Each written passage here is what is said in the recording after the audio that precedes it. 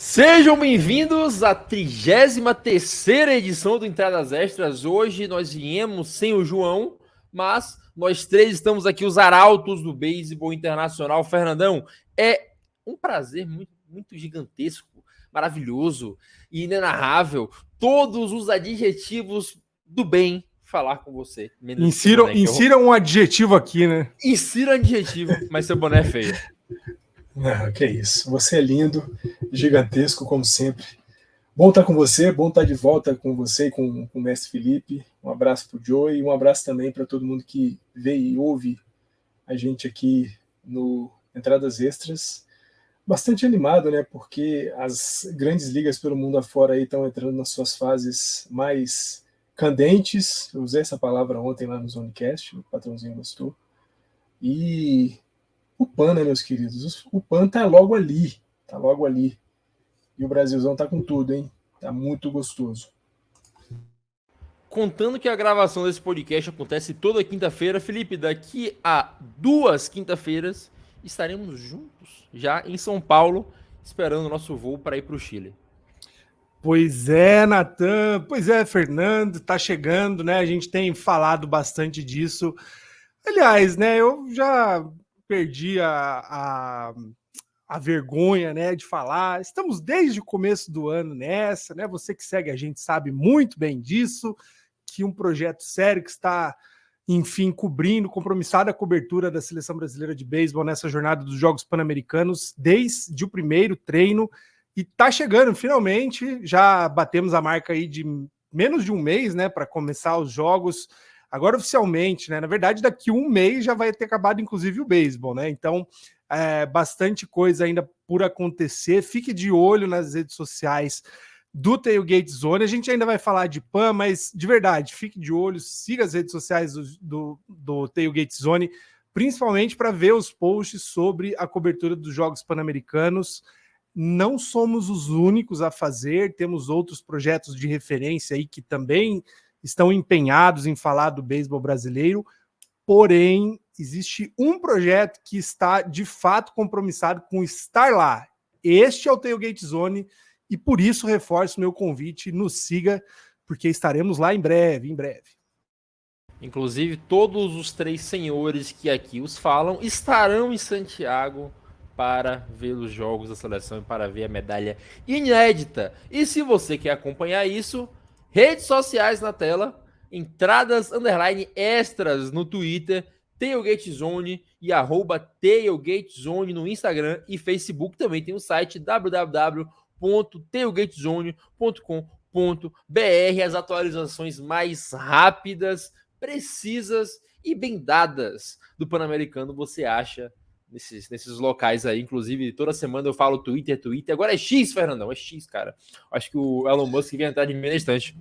Nunca será X, né, cara? Falar X não tem nenhum sentido. É isso mesmo, Elon Musk. Inclusive, só antes de passar aqui, o Elon Musk vai comprar um time de beisebol, né, cara? A gente tava... O Felipe falou que estragou o Twitter dele, agora vai estragar o beisebol também, Felipe. Já vamos arrumar outro hobby. Vou fechar. Agora voltei. Pois é, não, rapidamente para comentar isso, né, Natan? Porque surgiu esse boato aí na internet. Torçam, senhores, senhoras, crianças, adultos, jovens. Pelo amor de Deus, mantenha o Elon Musk longe do nosso esporte, por gentileza. É isso, então vamos fechar. Voltamos na parte alta para falar do esporte que o Elon Musk nunca tocará. Hey, take me out to the ball game. Take me out with the crowd. A gente falou de coisa ruim, que era o Elon Musk. Agora a gente volta para falar de coisa igualmente ruim, que é a Europa. Fernandão, tá acontecendo lá. Minhas desculpas aos europeus que nos escutam, mas eu não sou muito chegado a colonizador. Então, Fernandão, a gente vai falar um pouco agora do campeonato Eurobaseball que acontece lá na República Tcheca, né? Comentávamos um pouco aqui, até comentei que fui pegar as estatísticas e o Harry Ford, que tá jogando pela sensação do momento do campeonato, que é a Grã-Bretanha, o cara tá rebatendo 64%, quase 2.000 de OPS, 3 home runs em 9 hits, em 14 idas ao bastão. É um absurdo. Ele é um baita jogador, inclusive um dos melhores prospectos de catcher da MLB. Tá jogando lá o Eurobaseball agora, jogando muito bem. aquilo, né? Tá passando alguma coisa na frente dele, ele tá rebatendo e tá acertando, né? Que é impressionante, né? Se o cara tem um slugging de mais de 1000 e ter média de mais de 60% é algo espantoso. Campeonato Europeu que já vai chegando nas suas fases mais derradeiras, né? E aí algumas surpresas ficaram por conta da desclassificação da Itália, né? A gente viu a Itália participando do WBC. Claro que quando a gente olha para a Itália no WBC, a gente está falando de uma Itália que conta com a participação de muitos jogadores estadunidenses de origem italiana, né, que acabam fazendo a seleção italiana, e isso faz com que, claro, a seleção se torne mais forte, mas quando a gente olha para o cenário europeu, retirando esses jogadores estadunidenses que atuam pela Itália, ainda assim continua sendo uma surpresa a Itália não estar entre as 4 melhores seleções do campeonato, porque a gente está falando de um país em que o beisebol é bem estabelecido, né? A Itália tem uma série de divisões de beisebol, tem o beisebol bastante difundido pelo território italiano, tem uma produção grande de jogadores, tem uma certa relevância no beisebol europeu, e de fato não vê-los nas fases finais, aí, nas semifinais, é bastante estranho. Embora, claro, né, a gente está falando de Holanda, Grã-Bretanha, Espanha e... quem mesmo aí, mestre? Me lembra? Alemanha, Reino Unido, Isso, Países Baixos e Espanha. Que também são seleções e países que têm muita história dentro do beisebol. A Holanda com, né, os seus jogadores aqui do Caribe, e a Alemanha também se desenvolvendo muito, a Espanha se aproveitando um tanto quanto da migração venezuelana e cubana, né, para aquele país. De certa forma que a ausência da Itália é estranha, mas ao mesmo tempo, quando a gente olha para quem ainda está no campeonato, entendemos também por que isso está acontecendo. E, Felipe, a Grã-Bretanha ainda conta, né, com outros jogadores que atuam nos sistemas de ligas menores da MLB. A gente tem o Nick Ward, que é lá do Philadelphia Phillies. Então, a seleção atualmente é a favorita pela forma que vem jogando, mas eu puxo destaque também para uma decepção, que foi a nossa grande surpresa lá do WBC ao lado da Austrália, né? A República Tcheca apareceu muito bem, conquistou nossos corações, rebatendo com bastante potência, jogando com bastante alegria. A gente viu também como é que eles fizeram para desenvolver o esporte lá. Inclusive estão sediando o torneio, mas muito mal na competição até agora. Pois é, Natan, hoje a gente comentou, né, fora do ar, que muito provavelmente esse jogo entre Grã-Bretanha e República Tcheca possivelmente apontaria um dos finalistas, né? O que eu não esperava é que a República Tcheca fosse ser tão entregue, né? Como foi o jogo, né? O placar foi relativamente elástico, né? A gente viu aí 12-2, em determinado momento até pareceu que estava um pouco mais apertado, mas o jogo desandou em favor da Grã-Bretanha, que fez muito ponto em todos os jogos, né? O único que foi mais parelho praticamente foi o jogo passado contra a seleção da Itália, que foi pau a pau, né? Terminou acho que com uma corrida de diferença, mas a Grã-Bretanha tem sobrado, né? Segue invicta no torneio, espero não zicar, né? Porque agora não dá mais para perder, mas fará uma das semifinais contra a Alemanha, né? Enfim, um país que tem já uma certa tradição no cenário europeu por ter uma liga própria, tem brasileiros jogando, tem estrangeiros, né, de outros países do mundo, da América Latina atuando por lá. Toda essa região da Europa é importante pontuar algo, né? Fica até a sugestão para quem quiser seguir, tem uma página chamada Baseball Jobs Overseas, né? Ou oportunidades de trabalho no beisebol fora dos Estados Unidos de maneira geral, da América Latina. Esse mecanismo tem levado muita gente boa, muito capaz, muito técnica para a Europa, principalmente, que é hoje o cenário mais fértil que a gente tem para a expansão do beisebol, por razões óbvias, né? São países que consomem muito bem o esporte e têm muito dinheiro, né? E aí a gente volta para a sua pergunta, que é a questão da República Tcheca, que realmente estranha, porque a República Tcheca parecia estar, né, numa certa vanguarda aí, pelo menos esse ano, né, do fim do ano passado para esse ano, o que mostrou nos jogos do World Baseball Classic, principalmente, né, fazendo frente a alguns times bem mais parrudos, né? Teve jogador eliminando o Shohei Ohtani, enfim. É difícil imaginar que um time fosse cair tanto assim, mas caiu. E não só porque tem aquela coisa, né? Jogo único, e sempre você não pode muito bobear num torneio desse. Eu particularmente sou contra, já falei, né, que torneios desses deveriam ser, de fato, séries a partir do momento que você espera do jogador, quando ele joga no profissional, atuar em séries, né? Você decidir tudo em um jogo só, às vezes pode dar essas zebras. Mas é a Grã-Bretanha do outro lado, né? O país que tem um conjunto, né, de países que tem investido muito no esporte, não necessariamente em nível profissional ainda, porém também, né? A Escócia tem tentado desenvolver uma liga, enfim, Irlanda do Norte bem timidamente. Aos poucos as coisas vão acontecendo, o que é muito bom para o esporte em si, né? A gente vê, claro, uma polarização basicamente de 3 grandes escolas, né? A gente falou bastante sobre isso no World Baseball Classic. É bom que surjam quartas, quintas, sextas áreas no mundo que, de fato, o beisebol passa a ser popular também. É mais oportunidade para os fãs acompanharem, mais oportunidade para atletas que acabam perdendo espaço em outros lugares.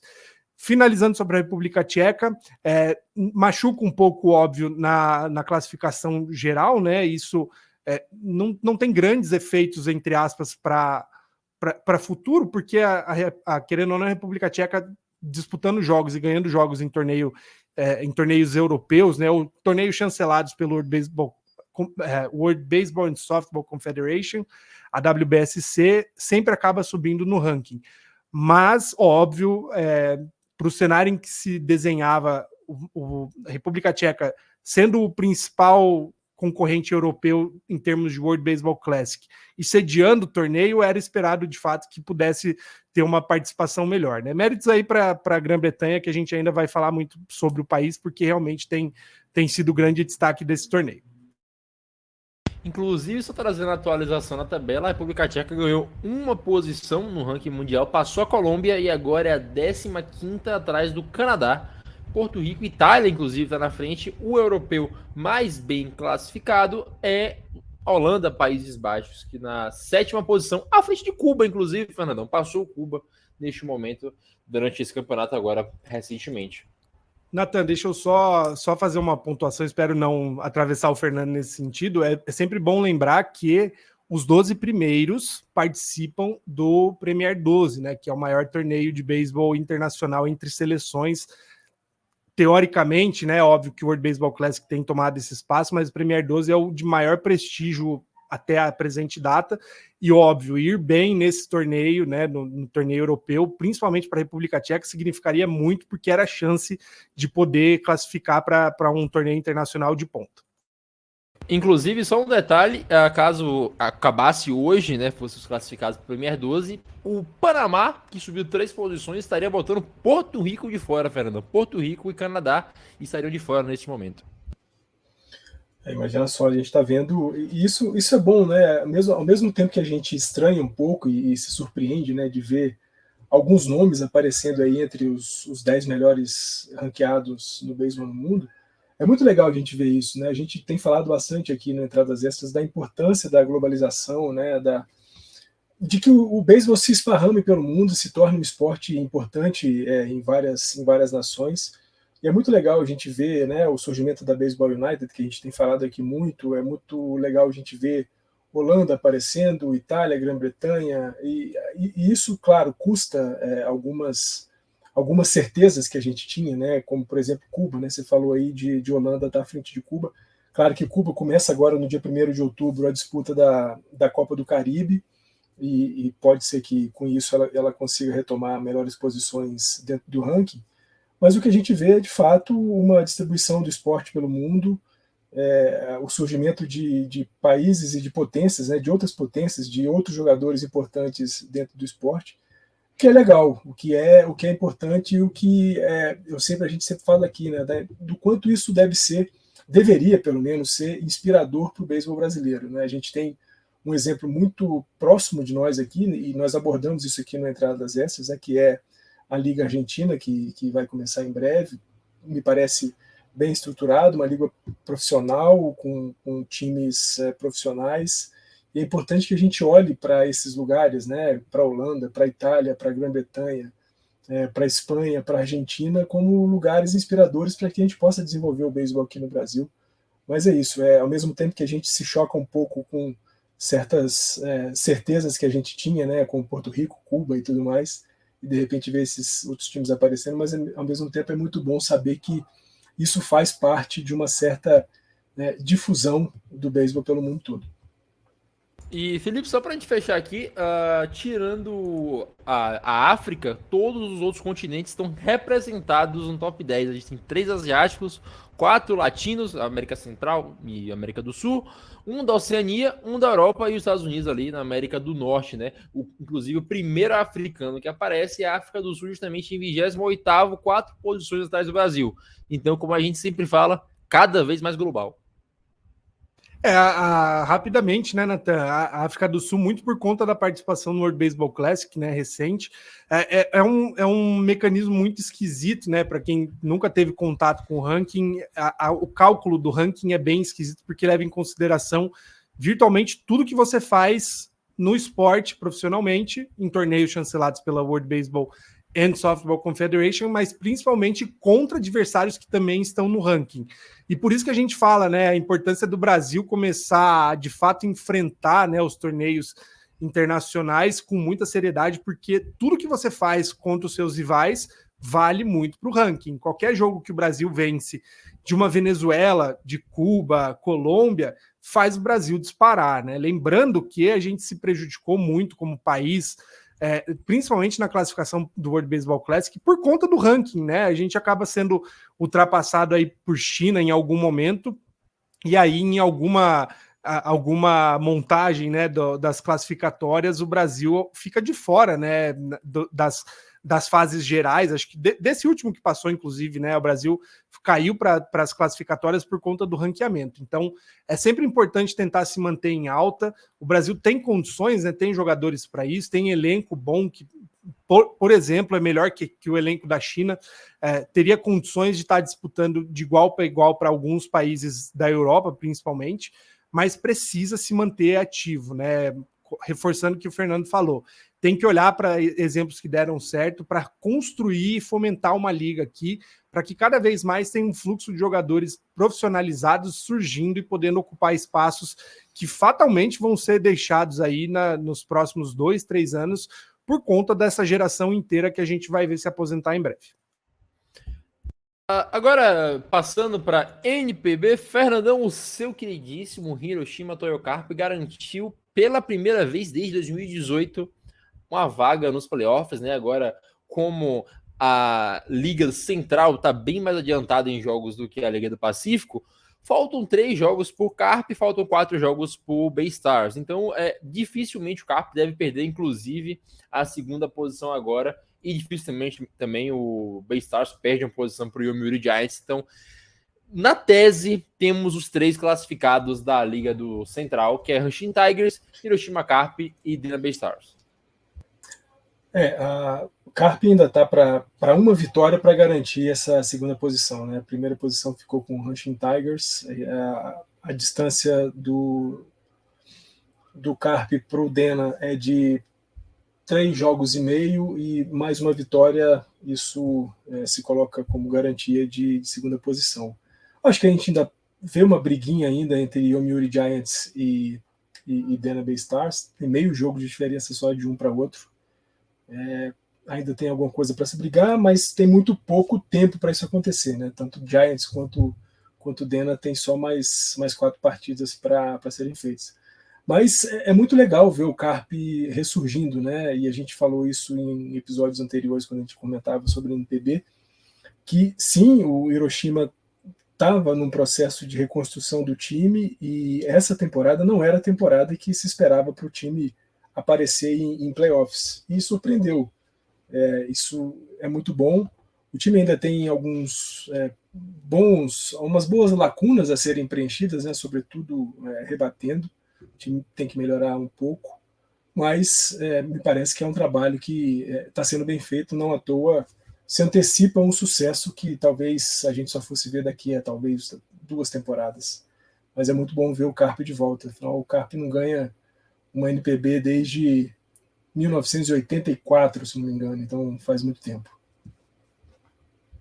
E Felipe, do outro lado, na nossa divisão do Pacífico, o Chiba-Lotte Marines teve um problema na última semana aí de Covid, né? 10 jogadores ficaram desativados neste período e eles passaram por uma streak de derrotas muito grande e neste momento estão fora da classificação para os playoffs da NPB. Claro, na Liga do Pacífico ainda faltam bastante jogos, alguns times faltam mais de 10 jogos, não, faltam 8 jogos, outros faltam 6, mais ou menos isso, é muito mais jogos do que falta na Liga do Central, então ainda está bastante em aberto. São 2 jogos de diferença, que são 3 jogos na verdade, 3 jogos de diferença que separam Chiba-Lotte Marines e Seibu Lions dos que estão na zona de classificação agora, que é o SoftBank Hawks e o Rakuten, que estão ali neste momento se classificando junto ao Oryx Buffaloes.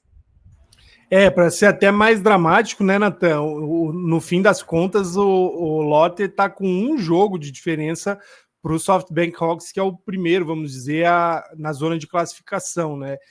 Porque tem muito menos jogo, né? Jogou 135 partidas, tem menos derrotas do que os rivais, né? Então é aquela coisa, o Japão permite empate nos jogos, faz muita diferença, porque Chiba ganhou 5, aliás, tem 5 empates, então tem uma certa folga, vamos dizer, mas realmente o cenário é um pouco dramático pela queda muito drástica que teve. Primeiro, no meio da temporada, com o seu principal arremessador se lesionando, depois, né, com esse cenário de Covid, que até foi feita uma crítica, né, não só no Japão, mas destacando o Japão, que a partir do momento que a pandemia deixa de ser tão emergencial como a gente via, parou de ter notificação dos casos, né? Então, o Covid, óbvio, está ainda em alerta, né, em muitos lugares do mundo, ainda tem cenário de contaminação, só que o Japão corre esse risco de contaminações em massa, né? E óbvio, no caso do esporte, se 10 caras do seu time, que normalmente tem 28, pegam Covid, esquece, né? Você vai ter que pôr um monte de gente na geladeira numa briga aí, né? Uma reta final, em um cenário que você já estava em queda, não é bom sinal. É bem provável que Marines fique de fora, né? O Levante, a gente falou semana passada e reforçando hoje, né? O Levante do Golden Eagles tem sido muito bom, e SoftBank, que é um time que tem mais estrutura, né? No papel tem melhores jogadores, enfim, tá mais estruturado para conseguir brigar por algo. É uma pena, né? O Marines já há alguns anos fica batendo na trave, tinha grande chance esse ano de bater de frente de novo, né? Sem o Roki Sasaki fica um pouco mais complicado, mas o time conseguiu se manter mais regular do que os outros, né? É estranha essa queda no fim do ano, que vai custar, óbvio, a classificação, e é engraçado, porque faz pouquinho tempo eles anunciaram o lançamento de um documentário sobre a temporada, né? Eu acho que foi meio cedo esse anúncio, porque essa temporada provavelmente vai acabar antes da hora. Cara, indo agora, Fernandão, voltando no caso, né, que a gente foi, agora a gente volta para América do Sul, nós temos as confirmações dos elencos das seleções que vão enfrentar o Brasil, né? Venezuela foi convocado e Cuba, como você pontuou, levará o mesmo time que vai disputar a Copa do Caribe agora no próximo mês, né? No próximo mês ou eu tô enganado com a data que você botou, eu fiquei confuso. Agora de 1º a 8 de outubro é a Copa do Caribe, lá em San Juan, em Porto Rico. A Venezuela e Cuba, né? Claro, nós estamos falando de Venezuela, um país que já exporta grandes jogadores, já é hoje um dos países que mais tem jovens selecionados no draft internacional da MLB. Cuba, a gente sempre falou aqui, né, do quão bem sucedida é a seleção cubana nos Jogos Pan-Americanos. Claro que, da mesma forma, nós estamos falando de uma realidade do beisebol cubano, que é completamente diferente daquilo que a gente tinha, talvez, 20 anos atrás. A Venezuela não vai levar os seus jogadores principais, não estamos falando de nenhum jogador de MLB, pelo menos não dos times das majors, de fato. De qualquer forma, são 2 países para a gente poder já começar a estudar os jogadores que estão por aí.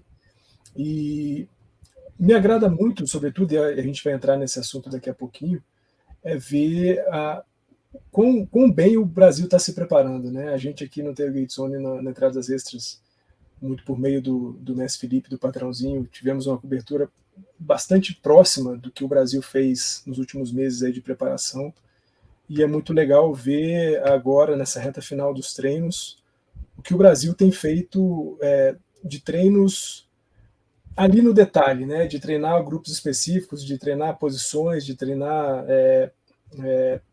a junção de algumas posições, a primeira base, o shortstop com a segunda base, o catcher e os arremessadores.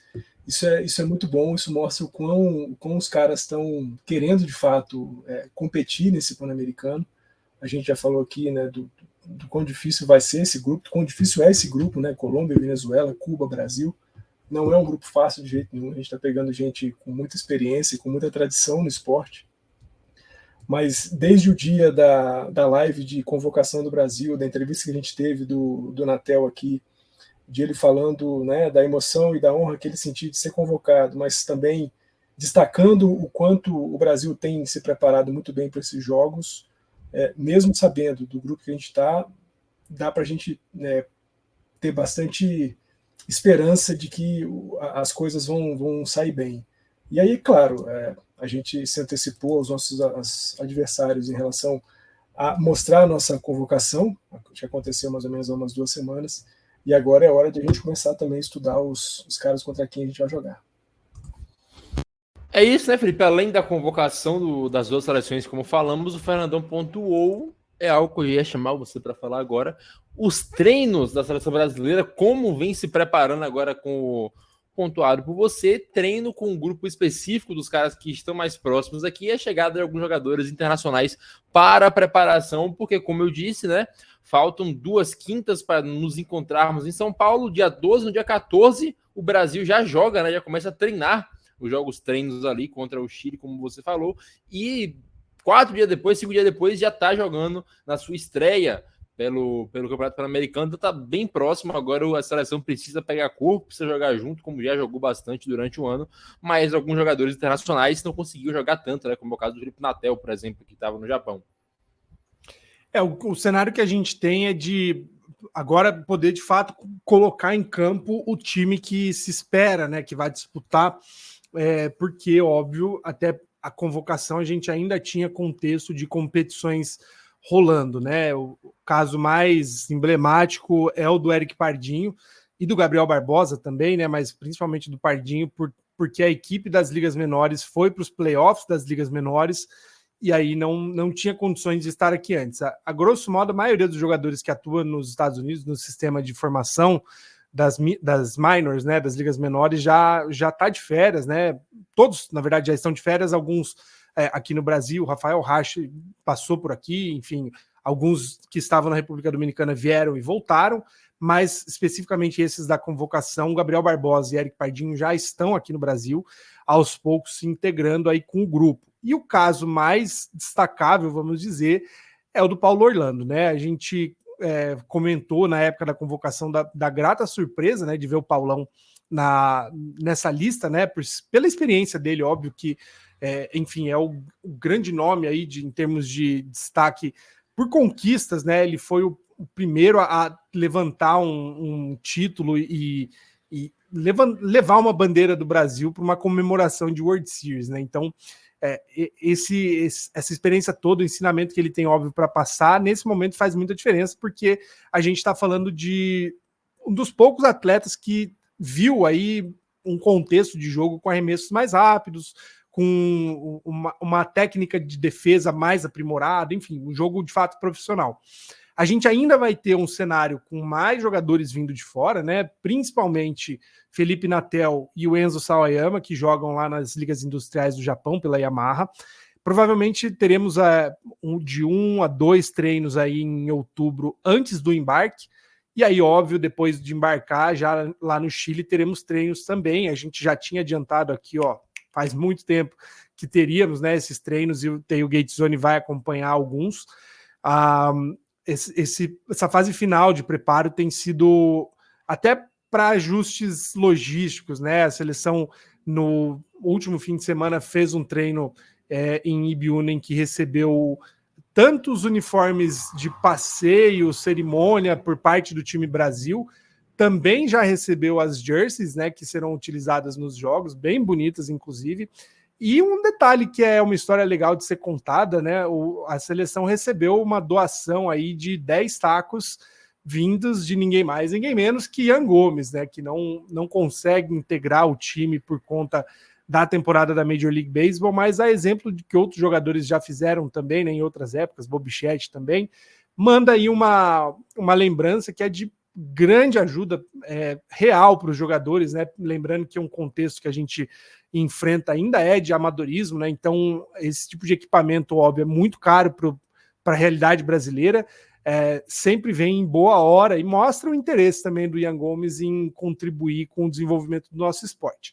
A gente vai ficar de olho, né, Nathan? Esse fim de semana aí teremos continuidade de algumas coisas sobre o beisebol brasileiro na COB Expo, né? Um evento do Comitê Olímpico Brasileiro em que a Confederação Brasileira de Beisebol e Softball tem um stand fixo, terão palestras, né? Você que está em São Paulo, se tiver interesse, vá, confira o evento. Provavelmente quando a gente publicar o esporte já vai ter rolado a boa parte do que tinha do beisebol, mas ainda assim mostra que a confederação tem se interessado em um contexto mais profissional, né? E aos poucos a gente vai vendo iniciativas aí de captar recursos, de, enfim, se mexer, né, de fato. A gente tem um grupo de executivos da Major League Baseball visitando o Brasil nessa última semana.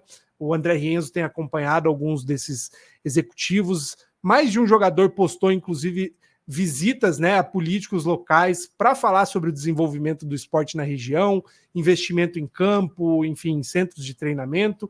É um cenário promissor, mas precisa em algum momento, né, a gente falou lá atrás isso, em algum momento precisa que todos sentem e comecem a desenhar algo em conjunto, né? A gente precisa que esses investimentos caminhem junto com um bom momento dos atletas disputando torneios como atletas e como membros da seleção brasileira. E mais uma vez a gente sempre fala, né? Principalmente a parte de cobertura, né? Os projetos que acompanham o beisebol brasileiro, não adianta, gente. A gente fala de um contexto de amadorismo na prática esportiva, a gente tem que pensar também como profissionalizar ou como tornar a cobertura do esporte mais séria e mais adulta, né? A gente realmente trabalhar em conjunto ao invés de querer talvez prejudicar um ao outro para ganhar espaço, ou talvez não perder um espaço que não é seu, né? Um espaço que é de todos nós, né? Ninguém aqui está ganhando nada com isso. Quero acreditar que um dia ganharemos muito dinheiro com o beisebol aqui no Brasil, mas hoje a gente ganha muito mais se trabalhar junto ao invés de ficar tentando isolar, né? Se isolar porque cheguei primeiro, ou enfim, já tive sucesso antes. Não é um recado específico para ninguém, mas é uma chamada realmente a produtores de conteúdo que desde 2020, 2019, 2018 se empenham em produzir conteúdo sobre beisebol e sobre o beisebol brasileiro.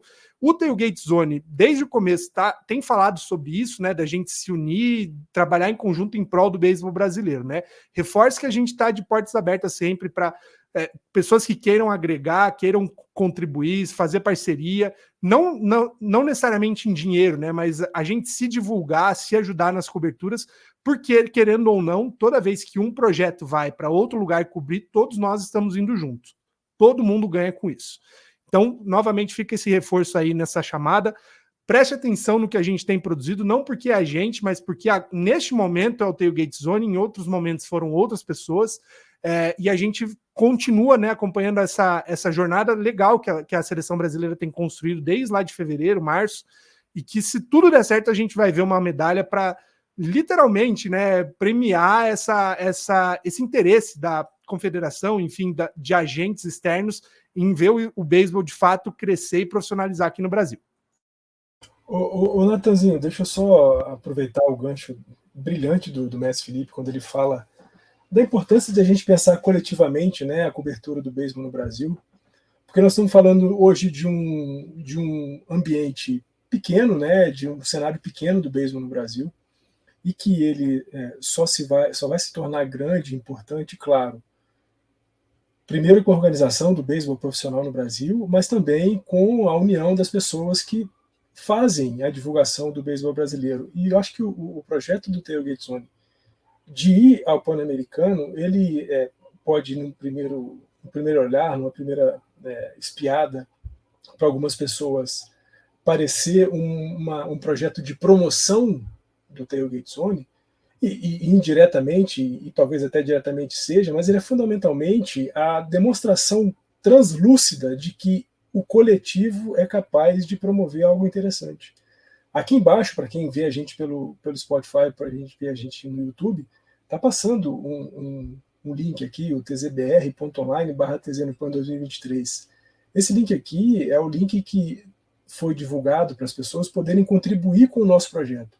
A gente só está indo para o Pan-Americano de Santiago porque outras pessoas contribuíram para que a gente pudesse estar lá.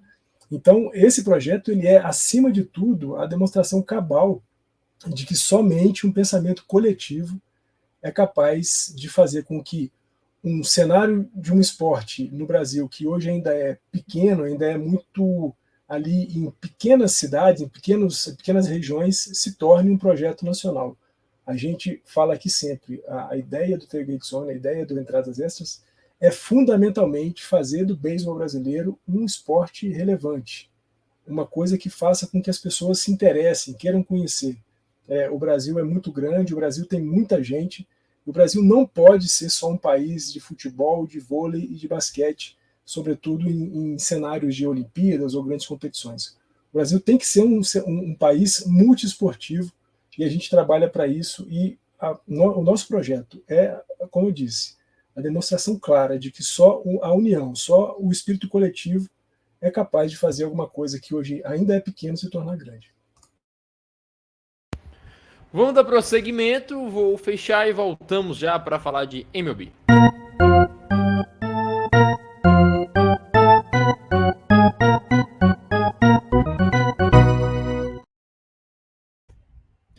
A gente começa a parte baixa da entrada falando sobre Brooke Robinson, Fernandão. Brooke Robinson faleceu essa semana, um dos melhores jogadores da história da MLB, um Hall of Famer, uma lenda do Baltimore Orioles. A gente sempre comenta, né, que Carl Yastrzemski, que ficou 22 anos no Red Sox, eu falei esses dias do Dick Nowitzki, que ficou 21 anos no Dallas Mavericks. O Brooke Robinson foram 23 temporadas com o Baltimore Orioles. São 16 luvas de ouro e em sequência, ele ganhou uma atrás da outra. A gente sempre comenta, né, quão bom é o Arenado na defesa. Para o Arenado se igualar ao Brooke Robinson, ele teria que, entre aspas, literalmente se igualar, porque o Brooke Robinson ganhou luva de ouro até os seus 37 anos. Para o Arenado chegar no Robinson, ele tem que ganhar consecutivamente até os seus 37 anos uma luva de ouro, jogando numa posição que existe bastante fisicamente, exige menos do que um shortstop, mas o terceira base ainda precisa ter um braço bom e fazer certas movimentações ali, e ele foi um dos percussores, né, do brilhantismo que se era defender na terceira base. Então uma perda significante para o esporte, já estava mais velho, mas ainda assim para o pessoal do Baltimore Orioles, principalmente, uma perda de um grande ídolo. Brooks Robinson, né, morreu aos 86 anos, no último dia 26 de setembro. Como você disse, Natanzinho, do ponto de vista defensivo, talvez a gente não tenha visto ou não vá ver mais um cara capaz de fazer o que ele fez na terceira base, né? Eu convido o pessoal que está ouvindo a gente a fazer uma busca ali no Google, colocar Brooks Robinson e depois procurar algumas imagens. Você vai ver uma imagem icônica dele em cima de um montinho com todas as luvas de ouro que ele ganhou. É uma imagem espetacular. Isso mostra o quanto o cara foi excelente naquilo que ele fez, e não só defensivamente, né? Ele sempre foi um cara que produziu bem, embora numa carta trocada entre o pai do Brooks Robinson e um ex-jogador dos Dodgers, esse ex-jogador dos Dodgers falou assim: olha, o seu filho nem é o cara mais veloz do mundo e nem é o mais potente, mas a coragem que ele tem, a tranquilidade que ele tem, é capaz de inspirar todo mundo dentro do time. Eu acho que foi isso que o Brooks Robinson fez durante o tempo em que ele jogou pelo Baltimore Orioles, né? 23 anos, é muito tempo. E durante todo esse tempo o cara foi excepcional. Além das 16 luvas de ouro, são 18 aparições em em All-Star, são 2 World Series, MVP da temporada de 64, MVP da World Series de 1970, MVP do All-Star de 1966, camisa 5 dele, claro, aposentada pelo Baltimore Orioles, 1983, a eleição dele para o Hall da Fama, e mais do que isso, né? Mais do que um cara que foi fundamental dentro de campo para o Baltimore Orioles, o Brooks Robinson era um cara excepcional fora de campo, né? Um cara muito gentil, muito cordato, sempre muito preocupado com o entorno dele, né? Seja familiares dos seus companheiros, seja os seus próprios companheiros no dia a dia, né? Na vida privada. Eu tive o prazer de escrever um perfil do Brooks Robinson na série que nós publicamos lá no Tailgate Zone sobre os caras que foram para o Hall da Fama. E tinha uma passagem que um dos caras que falaram alguma coisa sobre o Brooks Robinson disse que ele, quando parava para dar um autógrafo para uma criança, ou para um jovem, ou para qualquer torcedor dos Orioles que o procurasse, ele não era um cara que só pegava o papelzinho, nós estamos falando ali da década de 60 e 70, pegava o papel, assinava e entregava. Ele pegava, conversava com a criança, queria saber como é que ela estava na escola, queria saber do pai se estava tudo bem em casa, da mãe se estava tudo bem em casa, se eles tinham algum bichinho de estimação e como é que o bichinho estava. Então, assim, era um cara que se preocupava em fazer com que as pessoas que estivessem ao redor dele se sentissem acolhidas e se sentissem à vontade. Então, são dessas figuras que a gente se emociona quando fala e que deixa marcado e que a gente agradece por hoje conhecer um esporte como o beisebol e conhecer também caras como o Brooks Robinson e tantos outros, mas hoje especialmente, excepcionalmente, o Brooks Robinson, lamentando, claro, a morte dele, mas ao mesmo tempo também celebrando a memória e a história dele. E, Felipe, eu sempre comento, né, que o legado de um jogador num time vai muito além dos títulos. O Brooks Robinson ganhou títulos, ganhou duas vezes a World Series pelo Baltimore Orioles, mas o que o Fernandão pontuou muito bem é o legado para a comunidade. O legado de um jogador para a comunidade, creio eu que seja infinitamente maior do que um cara que chega ali e apenas ganha títulos. O Brooks Robinson foi tudo isso pro Baltimore Orioles, né? Foi ídolo, foi jogador, foi torcedor posteriormente, então para Baltimore, como eu falei antes, uma perda gigantesca, apesar da idade avançada. Ele não morreu jovem, viveu bem. Como o Tolkien falava, né? Morreu em ditosa velhice.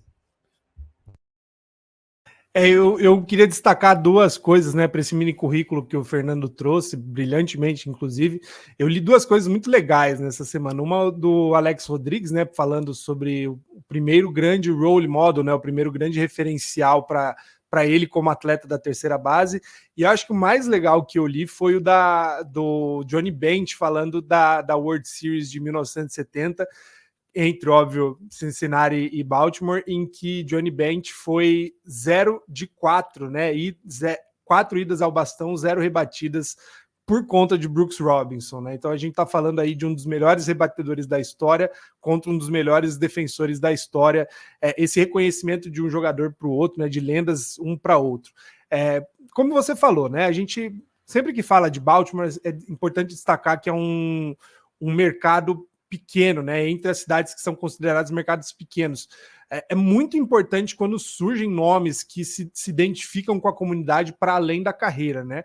São vários exemplos, a gente pode citar N nomes aí de gente que continuou, né? O próprio Johnny Bench, né, em Cincinnati, Pete Rose por onde passou, enfim, N nomes, né?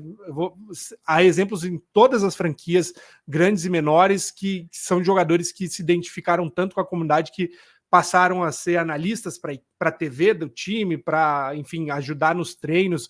O Red Sox carrega aí quase que um time inteiro de gente desde os anos 70 que disputou torneios pelo time em todo o treinamento de primavera com os calouros, né? É muito importante isso, mas principalmente em lugares pequenos, né? Como é o caso de Baltimore, uma franquia bem tradicional, mas que não conta com tanto investimento assim hoje em dia, né?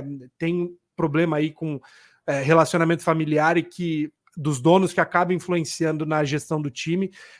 O papel que Brooks Robinson desempenhou ao longo dos últimos anos próximo dos fãs, da comunidade, é impactante demais, né? Então, a gente fala do legado, como você disse, esportivo, mas o papel de uma figura esportiva, a gente sabe disso, né? O papel que um ex-atleta desempenha, né, junto ao esporte, nas comunidades de onde veio, nos times de onde veio, sempre é um buraco que não existe suprir, né? Não, vai para além daquela falta que, óbvio, um cara faz no jogo depois que se aposenta, é um referencial, né, para muita gente que acaba, enfim, partindo, né? E aí um último comentário falando sobre isso de legado, né, de comunidade, o tanto de gente mais velha, né, que está falando de como é ruim envelhecer quando você é fã de beisebol, porque os adultos estão vendo os heróis partirem, né? Essa leva toda aí dos anos 60, 70 está morrendo, né? Como é natural. Então, são nomes que ao longo dos próximos anos a gente realmente vai ver a história do beisebol dos Estados Unidos aí das últimas 4, 5 décadas se despedindo aí desse nosso plano. É isso, esse ano a gente ainda teve o Vida Blue, né, que infelizmente acabou falecendo. O cara, o Willie Mays tá muito velho, talvez a gente tenha que falar disso, infelizmente, no futuro. Mas falando de coisa boa agora, vamos falar de coisa boa, vamos falar do jogo jogado, vamos falar de beisebol. Não vamos falar de Giants, tá? É coisa boa, Fernandão, é coisa boa. E eu quero puxar um destaque aqui, comentei com o Felipe mais cedo sobre a temporada que fazia o Senga.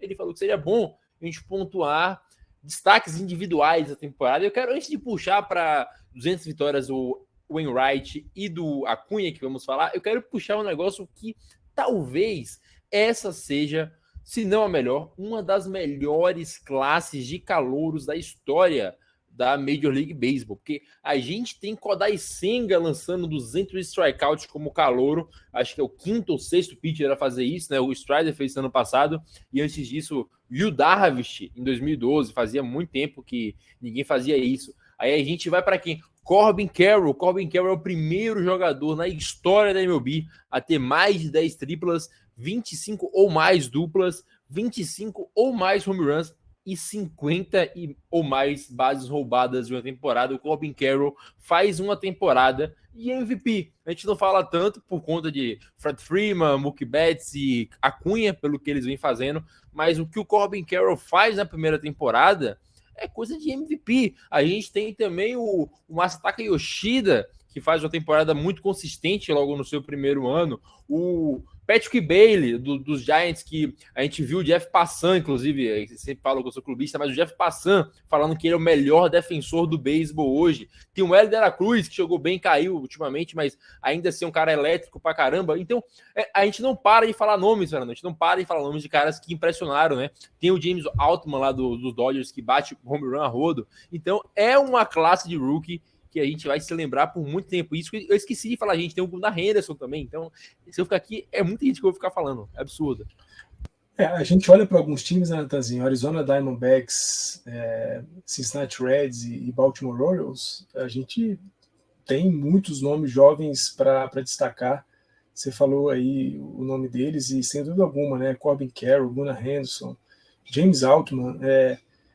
Eu vou falar de dois caras aqui porque por conta da surpresa, né? Bob Miller e Emmett Sheehan, dois arremessadores jovens dos Dodgers, porque foram dois moleques que saíram direto da Double A e foram parar na Major League, não tiveram nem passagem pela Triple A, por conta da situação que os Dodgers se encontravam com seus arremessadores, fosse lesionado, fosse se envolvendo com problemas com a justiça, infelizmente.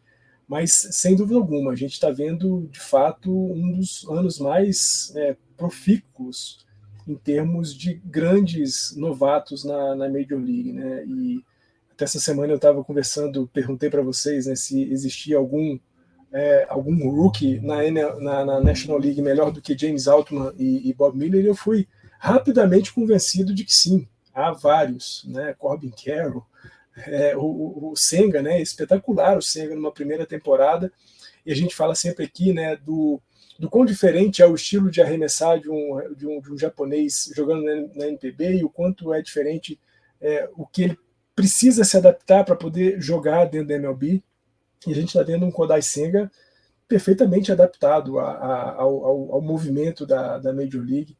Então, pô, assim, muito legal ver a chegada do Hélio de la Cruz, né? Como você disse, ele agora deu uma reduzida. Eu acho que isso faz parte do surgimento de um rookie.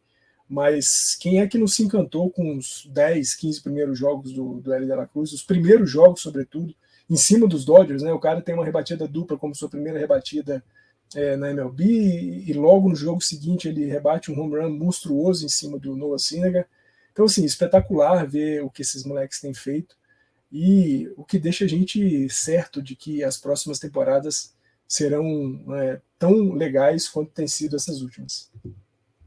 Felipe, eu não sei se você lembra, no começo do ano, a gente comentou aqui, nós três, acho que o João tava também, que se o Kodai Senga fizesse essa temporada com 3.5 de ERA, seria uma temporada sensacional. No momento, ele está abaixo dos 3 de ERA, né? Eu esqueci de falar também do Tristan Casas, ou seja, ia me xingar provavelmente, mas ainda assim, é a mesma coisa que eu falei, Fernando. A gente continua lembrando dos recordes que esses calouros bateram, das temporadas que eles estão fazendo, né? O Senga, como o Fernando pontuou, veio de outro país. O esporte, a forma de se arremessar é diferente. Inclusive, o Senga até hoje sofre bastante com o walk, né? Eu sempre brinco, cara, quer ganhar dinheiro?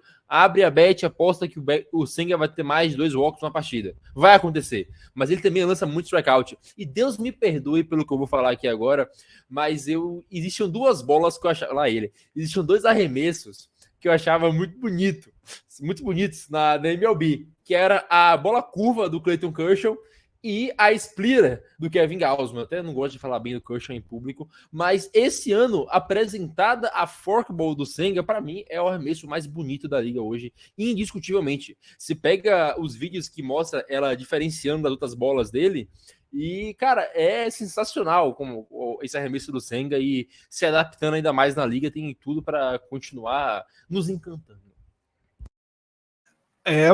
O único acerto do New York Mets esse ano foi Kodai Senga, né? Mas é um baita acerto, porque apostar num cara que muita gente tinha certeza que podia flopar bem por conta, óbvio, do tempo de adaptação que é necessário, principalmente para os arremessadores, mas também porque o Senga era o famoso cherry bomb, né? Que ele pode chegar e simplesmente dar ruim por conta das lesões. O Senga surpreendeu, né? Ele não é o primeiro a fazer esse tipo de história, né? Acho que eu estava vendo de calouros com 200 strikeouts na estreia. Quase todos os japoneses tiveram, né? O Matsuzaka teve, Darvish teve. Ele entra para essa seleta lista aí. E eu acho que o melhor está por vir ainda, né? A gente está falando do primeiro ano de Kodai Senga na Major League, que é o ano que ele vai começar a entender como funciona a liga, quem são os caras que ele vai enfrentar. Daqui para frente, a tendência é ter uns bons anos ainda, né? A gente fala de caras como o próprio Darvish, como o próprio Wainwright, né? Que a gente comenta vez em outra, vai passando o tempo como um vinho, né? Vai melhorando aos poucos. Muito legal ver o que o Senga faz, e realmente a famosa Ghost Forkball, né? Assim como foi a Giroball do Matsuzaka, nada mais é do que um arremesso que outros já tentaram reproduzir, mas é o efeito que é a peculiaridade, na verdade, de um arremessador conseguir imprimir no seu arremesso, né? Muita gente fala do que era a cutter do Mariano Rivera, que era irreproduzível, né? Mesmo tem aquela história dele ter desenhado a marca de onde vão os dedos, né, na bolinha. Eu não lembro para quem que era, não sei se era pro Roy Halladay, enfim, para um arremessador dos anos 2000. E a pessoa nunca conseguiu reproduzir porque são assinaturas, né? O arremesso de assinatura realmente do Senga.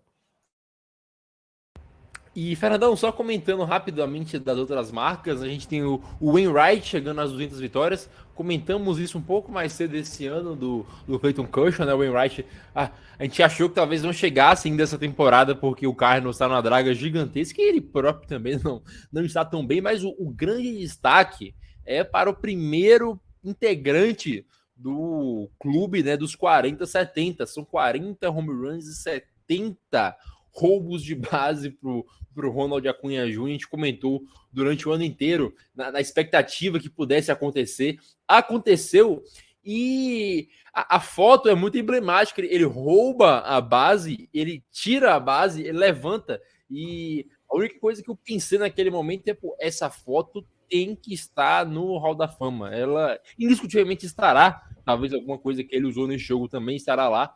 Mas é muito emblemático. O Ronald Acuña, ele vem de uma temporada passada que se levantou muito questionamento sobre ele, inclusive parecido com o que a gente tinha com o Tatis, né? Será que volta, será que não volta? A diferença é que o Acuña se machucou jogando. Só que ele teve alguns problemas extracampo, né? De coisas que aconteceram lá na Venezuela, na Série do Caribe, nas ligas de inverno. Mas o Ronald Acuña Júnior volta e mostra que ele é o melhor jogador do melhor time da liga. Essa imagem, Natanzinho, que você falou aí, né, de quando ele rouba a base 70 e arranca a base e levanta, é uma alusão certamente ao recorde de Rick Henderson, quando ele quebra o recorde de bases roubadas pelo Oakland A's. Ele faz exatamente a mesma coisa, ele faz um roubo de segunda para a terceira base, e ele, quando chega na terceira base, ele comemora arrancando a base e levantando. Então, certamente tem um pouco de história envolvida aí nesse movimento do Acuña Júnior.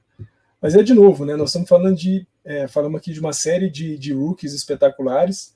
Nós estamos falando de um cara que recém saiu da categoria de novato da MLB, que é o Ronald Acuña Júnior, e já se coloca como um dos caras mais impressionantes de se ver, né? 40 home runs, 70 bases roubadas é algo fenomenal. Um cara que, se não me engano, ele teve 83, 84 tentativas de roubo, conseguiu 70 roubos. Imagina se esse cara consegue 100% de aproveitamento, ou talvez até um pouco menos, mas ainda assim na casa ali dos 80 roubos de base. A gente falou isso no episódio o último episódio que eu participei, que foi o 31, que só um cara é capaz de fazer o que o Acuña Júnior fez, ele próprio. E é o que a gente espera que aconteça em 2024. A gente vai ver um cara ainda mais confiante, ainda mais experiente e capaz de fazer as coisas. E nós estamos falando de um cara confiante, experiente, mas que não chegou, está longe dos 30 anos de idade. Então, a gente vai ver muita coisa boa ainda do Ronald Acuña. Tomara que ele, claro, né, fundamentalmente se mantenha saudável, hiper saudável durante o restante da sua carreira, porque ele teve uma lesão seríssima, né? A lesão que ele teve não foi uma lesão simples, e ainda bem, pelo que a gente está vendo dele nessa temporada, se recuperou completamente da lesão e que assim siga até o fim dos seus dias na MLB. E que é muito bom ver esses caras jogando. É muito bom, como eu disse, né, quando a gente comentava dos rookies, é muito bom saber que se essa temporada está sendo legal, as próximas serão ainda mais, porque esses caras vão continuar fazendo a nossa alegria por aqui. Felipe, eu não quero parecer aqui muito momentâneo, mas eu também odeio parecer saudosista. Mas o que fez o Acuña essa temporada é uma das maiores temporadas de um jogador na história da MLB. São 200 hits, são 40 home runs, 70 bases roubadas, 100 corridas impulsionadas, um OPS acima dos 1000. E eu lembro que anos atrás havia a expectativa que Acuña, Tatis e Soto fossem dividir MVPs durante um tempo ali, um brigando contra o outro, como também houve um tempo atrás com Cody Bellinger e o Christian Yelich, né? Acontece que de todos eles, o Ronald Acuña comparado aos caras da idade dele, né, que é Soto, Tatis, é o primeiro que vai vencer um MVP e vence de uma forma completamente imponente. Os números do Acuña na Liga Nacional são números que fariam ele brigar talvez com o Ohtani na outra conferência. Claro, provavelmente não ganharia porque o Ohtani é excepcional, de outro mundo. Mas só pontuando o que eu falei dos rookies, é uma das melhores temporadas da história para você começar a acompanhar beisebol, porque é coisa sensacional acontecendo a todo momento e as novas regras provaram que foram benéficas para o jogo. A gente fala, né, da importância do coletivo no beisebol, né? Óbvio que o que o Acuña fez seria um feito gigantesco em qualquer lugar, mas é uma história ainda mais bonita sendo feita num Atlanta Braves que tem praticamente todo mundo num potencial, uma line-up inteira com potencial de ter mais de 20 home runs, né? É surreal que o Atlanta Braves está conseguindo fazer e muito puxado por conta do Acuña, né? A gente É engraçado você ter no time um cara como o Matt Olson, como o Ozzy Albies, tendo temporadas surreais, e ainda assim eles não são a referência do time, porque tem um cara como o Ronald Acuña, né? Como o Fernando falou, a lesão que ele teve foi de ligamento, né? Precisou passar por cirurgia. O cara voltou mais insano ainda do que ele era, né? Num momento que outros times estão botando o pé no freio para não correr riscos, né? O Acuña continuou voando. Então, a gente está falando bastante, com muita ansiedade aí sobre os playoffs desse ano, porque realmente a gente tem uma safra aí de jogadores levando muito a sério o jogo e se beneficiando muito bem das mudanças que o beisebol propôs, né? Que a MLB propôs para o andamento do jogo. É, né? Muito legal poder acompanhar temporadas como o Ronald Acuña fez esse ano, como o Ohtani vem fazendo nos últimos anos. Para finalizar agora, falar um pouquinho da briga do wildcard em cada conferência. Fernandão, na Liga Nacional é uma briga ali, aparentemente, para ver quem não quer a última vaga, né? O Chicago Cubs com o incrível Seiya Suzuki entregando aquele jogo contra o Atlanta Braves, e o Miami Marlins também perderam alguns jogos em sequência, ganhou do Mets, inclusive, no último, mas foi suado. A briga tá acontecendo ali, o San Diego e São Francisco já eliminados, né? A briga agora resta entre Cincinnati Reds, Miami Marlins, Chicago Cubs e o Arizona Diamondbacks um pouco mais à frente, creio que já esteja com sua vaga mais assegurada, né? A gente vai lembrar um pouco aqui que o Cubs perdeu 4 dos seus últimos 10 jogos, tá numa losing streak neste momento, e o Reds pode chegar, né? Só que o Reds teve todo aquele... não sei se vocês viram, se quem tá ouvindo viu, o Reds estava ganhando de 9-1 do Pirates e conseguiu perder a partida. Se você não briga pro playoffs, no momento que você está agora dos Reds, isso é inconcebível de se acontecer. Dito isso, o Philadelphia Phillies fez o que eu, não sei se vocês vão lembrar, no meio do ano eu apostei que o Phillies ainda iria aos playoffs e que o Marlins não iria. O Marlins está brigando ainda e achei que não... Eu não acreditava que fosse chegar tão bem até o final. Chegou, de fato, eu estava errado nisso. Mas o Phillies provou ser o principal time desses, dentro dos que não venceram a divisão. E digo até que é melhor que o Milwaukee e fica ali junto com Dodgers e Atlanta como os melhores times da Conferência Nacional, Fernandão. E deve ficar entre algum desses três o título. O Phillies que a gente estava vendo no começo da temporada não podia ser o Phillies que terminaria a temporada, né? Afinal de contas, nós estamos falando do time que teve na última World Series, né? Então, os caras deram uma corrida aí na reta final e garantiram, ainda que para o Wild Card, uma vaga nos playoffs. Esses playoffs, essa corrida pelo Wild Card na Liga Nacional tá bastante interessante, como você disse, Natanzinho. O Arizona Diamondbacks, embora não tenha uma reta final de temporada muito tranquila, sobretudo porque vai enfrentar o Houston Astros em 3 partidas, e essas 3 partidas vão ser justamente contra um outro time que está também brigando por vaga de wild card ou até mesmo por título de divisão lá pelos lados da Liga Americana. Mas para quem está ouvindo a gente, e eu convido a todos que estão nos ouvindo a acompanharem muito atentamente esse último final de semana, né, de temporada regular da MLB, sobretudo uma série, essa série Chicago Cubs e Milwaukee Brewers, né, Milwaukee Brewers que já garantiu a sua vaga também na postseason, nos playoffs, mas que tem uma certa antipatia pelo Chicago Cubs e de forma alguma vai facilitar as coisas para o time de Chicago. Chicago, além desses 3 jogos, né, que são os jogos da série de sexta, sábado e domingo contra o Milwaukee Brewers, ainda tem um jogo contra o Atlanta Braves para fechar a série de 4 partidas que eles estão fazendo. De fato, Cubs estar vencendo os Braves por 6-0 e nas entradas 6, 7 e 8 perdeu o jogo num erro bizonho do Seiya Suzuki. São derrotas que os caras, caso não estejam nos playoffs por conta de uma vitória, vão lembrar muito amargamente desse insucesso contra os Braves.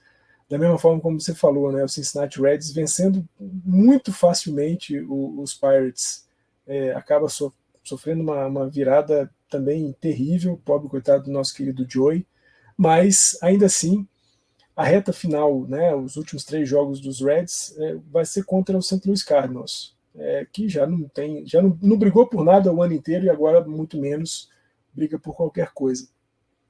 Dito isso, Natanzinho, quando a gente olha tanto para essa série de Arizona contra Houston, dois times que estão brigando diretamente por vagas de wildcard em suas ligas, para essas séries de Chicago Cubs ainda finalizando contra Braves e começando contra Brewers, e Cincinnati jogando contra St. Louis, a gente precisa falar muito de Miami. Miami tem um último jogo ainda também contra os Mets, mas faz os seus 3 últimos jogos contra os Pirates. E aí, não sei.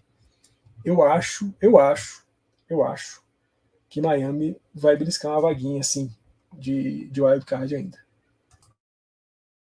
Tô com a minha teoria ainda, Fernando, que eles que vão ficar de fora. E Felipe, do outro lado, a briga realmente está, acho que um nível mais elevado, um patamar acima, talvez. Todos os times que brigam neste momento na Conferência Americana estariam classificados praticamente para os playoffs na Conferência Nacional.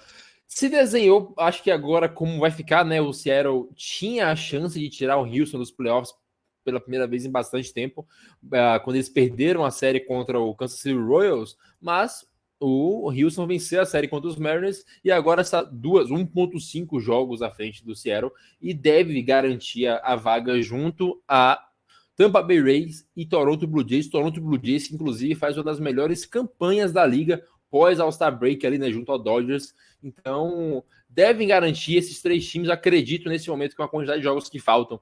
E perdendo uma série head-to-head ali contra os Astros, o Mariners não tem mais chances de ir, deve ficar de fora mais uma vez. A gente está falando aí de uns anos atrás, o que seria o ápice, né, da briga por playoffs, que seria um tie-break, né, porque tem grandes chances de termos talvez até 4 times empatados por vagas, né, e o mais legal para mim é o fato de que a divisão oeste da Liga Americana ainda não tem um campeão definido, né, a gente está falando de Texas Rangers, Houston Astros e Seattle Mariners, os 3 ainda com chances de ser campeão da divisão, e ninguém está de fato. Quer dizer, o Rangers está praticamente. Acho que o Rangers garantiu já, né? Enfim, a gente tem um cenário bem embolado ali ainda com esses times. Eu acho que eu vou com você também. Eu esperava que Seattle tivesse chances melhores, mas bem o que a gente tem falado de algumas equipes da NPB, a irregularidade que o Mariners mostrou. Acho que vai ser o grande revés aí nesse fim de temporada, né? Do outro lado, né, concorrendo, a gente está falando, como você bem mencionou, de um Toronto Blue Jays que tem feito uma ótima campanha pós-Jogo das Estrelas, né, pós-pausa, tá um time mais estruturado em campo, né, em momento melhor, e o Houston Astros, que ao longo dos últimos anos tem copado a divisão, né? Estranha não ser o time liderando nesse momento, mas tem a chance ainda de terminar com o título da divisão. As outras equipes não têm chances mais, né? A gente está falando só desses que provavelmente fique, né, entre os 3 que estão liderando agora, né? Que é Toronto, Houston e Texas mesmo, mas tem essa chance aí, alguns cenários possíveis que podem beneficiar assim, o Seattle Mariners, se eventualmente a gente terminar essa temporada com 4 times empatados. Infelizmente, né, para quem não torce para um desses times e para o geral, né, a gente não ter esse jogo de tie-break, eu lembro aqui, né, a gente teve uma experiência muito legal de comentar um jogo do Red Sox e Yankees lá no Wild Card. Foi uma das grandes experiências de 2021, em que, não por ser o Red Sox, né, mas pelo jogo tenso como estava, ter andado como foi, né, um Garrett Cole perdido, o Kyle Schwarber fazendo o que ele faz de melhor. Seria muito legal ver um momento desses novamente, né? Não vai ser mais possível por conta da mudança de regras, mas não deixa de perder o brilho esse finalzinho de temporada aí na Liga Americana. Vamos finalizar aqui, vou chamar o Momento Okuda.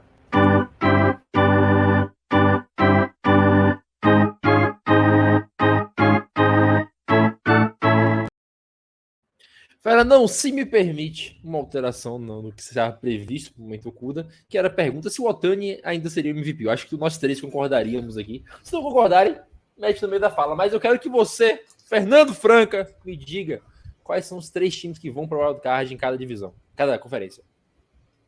A gente cobra semana que vem. Pô, a gente tem Phillies já garantido, então, lá na Liga Nacional.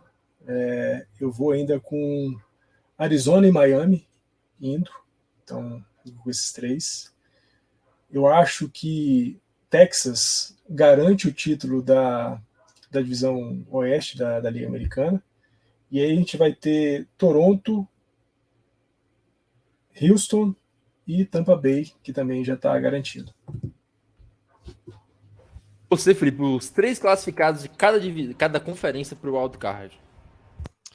Bom, começando pela Liga Nacional, que me parece estar um pouco mais fácil, né, de prever, eu acho que fecharemos com Chicago Cubs garantindo essa classificação e Arizona Diamondbacks também, mas eu acho que Cincinnati Reds vai cometer o crime aí para a gente ter os 3 times da divisão central, que muita gente falou muito mal durante o ano, até a gente, né? Em vários momentos não era uma grande divisão, mas eu acho que nesse finzinho de temporada seria muito legal ver esses 3, e a minha torcida e minha expectativa. Na Liga Americana, a contragosto, acho que vai ficar como está hoje, né? O cenário com a Texas levando a divisão oeste da Liga Americana, e aí Houston Astros e Toronto Blue Jays se juntando ao Tampa Bay Rays como os 3 times do Wild Card. Eu acho que Seattle teve uma Cinderella Season ano passado, indo aos playoffs depois de muito tempo, mas esse ano não se repetirá. E um detalhe, Nathan, só para complementar nesse momento Okuda, é a primeira vez desde 92, se eu não me engano, ou 93, que nós temos um playoff sem Red Sox, Yankees e St. Louis Cardinals. A primeira vez em 30 e poucos anos.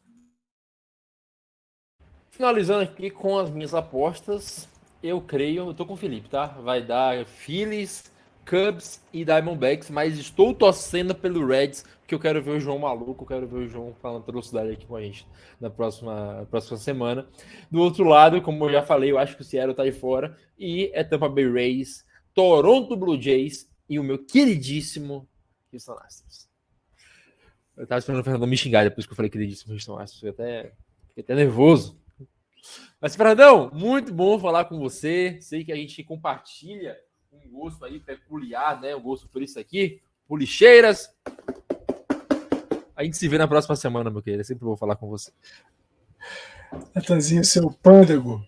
Sempre bom falar com você. Sempre bom estar aqui também com o Mestre Felipe, com o Joey, que hoje não acompanha a gente, mas tá sempre aqui nos nossos corações.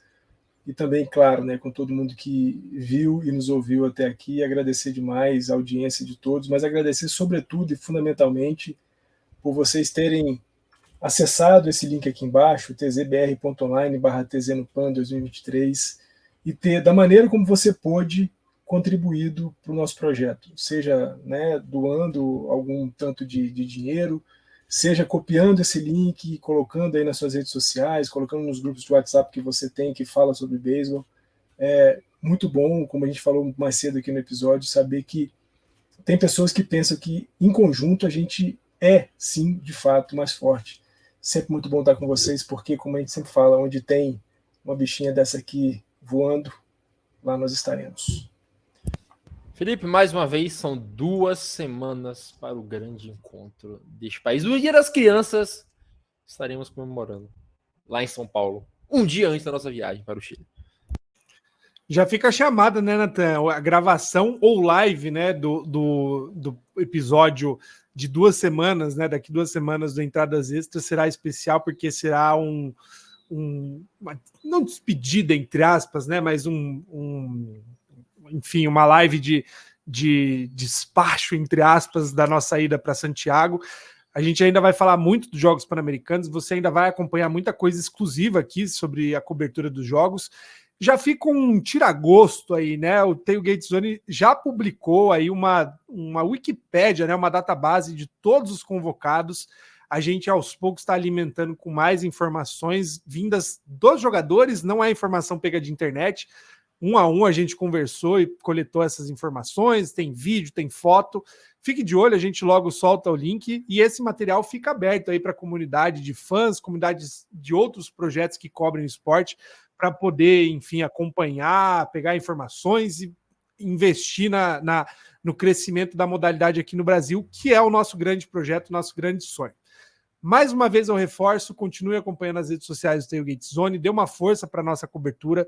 Graças a Deus não precisamos mais do dinheiro, a gente está com a viagem paga, tudo certo, nós estaremos lá sem falta, trazendo informações exclusivas e conteúdos especiais para você de pertinho. Semana que vem estamos aqui de novo, até lá! Obrigado a todo mundo que contribuiu. Eu não vou precisar comer miojo por 30 dias. Muito obrigado a todos vocês. Eu vou poder me alimentar como um ser humano em Santiago. Brincadeiras à parte. Muito obrigado a todo mundo que contribuiu. Muito obrigado a você que escutou até o final. E muito obrigado a você que eu sei que vai compartilhar esse podcast e vai compartilhar que o Tailgate Zone estará em Santiago com todo mundo, com sua namorada, com sua mãe, com seu pai, com seu cachorro e com sua namorada de bullpen, porque ela também é importante na sua vida. Finalizando aqui, a gente volta na próxima semana para falar de mais beisebol e cobrando as previsões de hoje. Um beijo, um abraço, falou!